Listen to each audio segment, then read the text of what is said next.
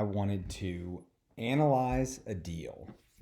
I have a lot of people that ask me a lot of questions that, and one of the big ones I realized is how to analyze a deal. And I've gone through a bunch, so I thought it was a simple thing, but it's actually not now that I started thinking about how to teach it. So on the screen, I have a simple deal somebody brought to me, actually just yesterday, the day before. So these are just, hey, here's an actual property. He said, does this work to buy and to rent? So it's a 2-bedroom, 1-bath. Purchase price, it's actually somebody that he knows, and she just threw out an idea, hey, I'll sell it for $130,000. So that doesn't mean that it's necessarily worth that or that it's worth us paying that, but that is what she said she wants to sell it for. So he said, all right, I want to see if that makes sense for me to be able to buy it. So I guess the first thing I usually go to is, okay, what will be the expenses? So if I were to purchase it, the expenses, if I were to purchase it for 25% down using a mortgage, so I go to a mortgage calculator. I have it on my phone, but I found that Zillow has an awesome mortgage calculator. It's very simple. You can plug in a few things and it gets pretty darn good, of what it will actually be. So right here, home price, down payment, I did 25%. I do think there are some lenders doing 20% down, but either way, 25%, 30-year fixed. Interest rates, I believe, are around 4.75, depending on if you pay points or not. Maybe they're a little higher. Either way, I put it there. This is an example. Property taxes, again, those can range, but usually between 1 and 1.25% for the North Carolina, Charlotte area where I am. And then homeowners insurance for a property like this, a 2-bedroom, 1-bath, that's a little older, would be somewhere around $600. So some of these things you either have to learn, or just ask somebody. So, hey, what are the interest rates? Go ask a lender, get a pre-approval, and they'll tell you what the rates are going, at that time. What are property taxes? You could look them up. I could look up the property taxes, what they were last year for this exact house. That might be more accurate. I'm just trying to get a pretty quick understanding of if this even makes at all sense, or if we're going to have to offer half price to make it make sense. Homeowners insurance, again, talk to an insurance person. I have an insurance guy. He's an insurance broker. He can go through several different companies. He does my auto, my home, and rental properties, and even an umbrella policy. So there are people and resources that you can get on your team to find out these details, but or even Google might be able to get you the answer. So there's a calculator. Principal, interest, taxes, and insurance comes out to $689. So principal and interest right here, it says $509, and then insurance is $50 from my calculation divided, and then taxes. So over here, go back to the spreadsheet. So I'd go here and just put in principal, interest, taxes, and insurance, and put that $689.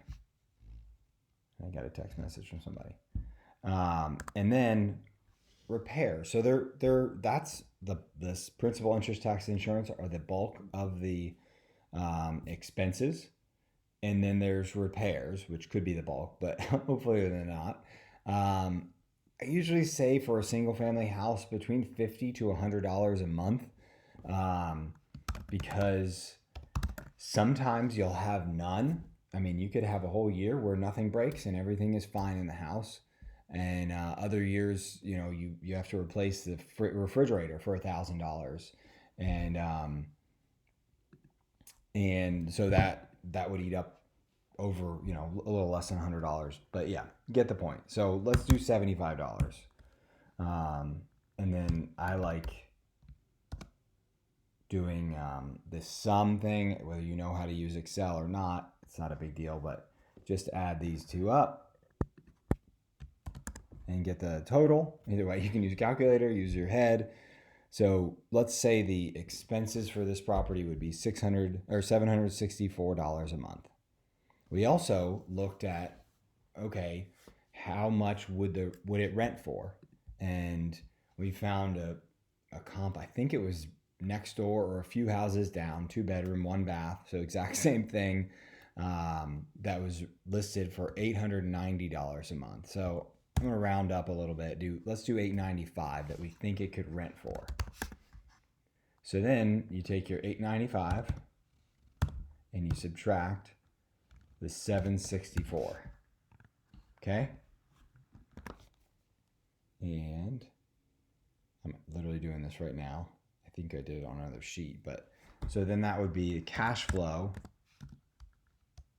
per month of $131. That's not a lot, but it depends how much you put into it. Because 131 wouldn't be that bad. Oh yeah, also with the calculator is cool. The down payment is $32,500. So I usually like to add a few thousand to that for closing costs, even though you can work the closing costs into a deal. If I was buying it for 130, I could offer 133 and say you pay 3,000 of closing costs. Then that would increase the payment a little bit, but not too much. It's better than paying an extra couple $1,000s. I think that's a great way to go to keep your cash on hand versus in the deal. But in this case, let's just say that the down payment is $35,000. Oops, I clicked the wrong thing. So down payment of $35,000. Also, let's multiply this monthly cash flow to make it annually. That times 12 equals $1,572 per year. So then to get your cash on cash return, that's what everybody wants. How much am I making? What return? What percentage am I making?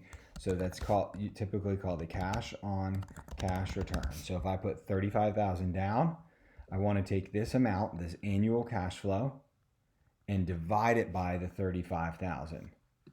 So I do this little thing.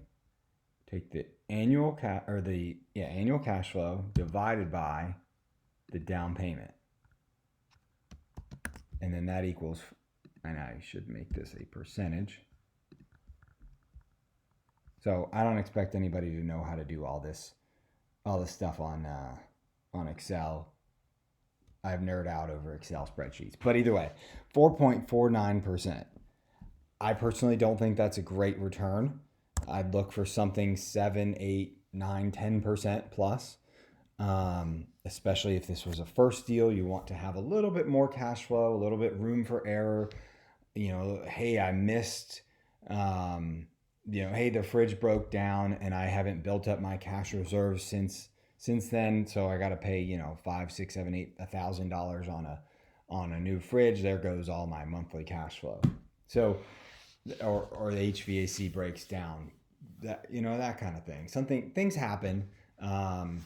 Ideally, you want to have extra cash on hand for things like that you don't plan on, but yeah, either way, cash on cash return estimate 4.49%.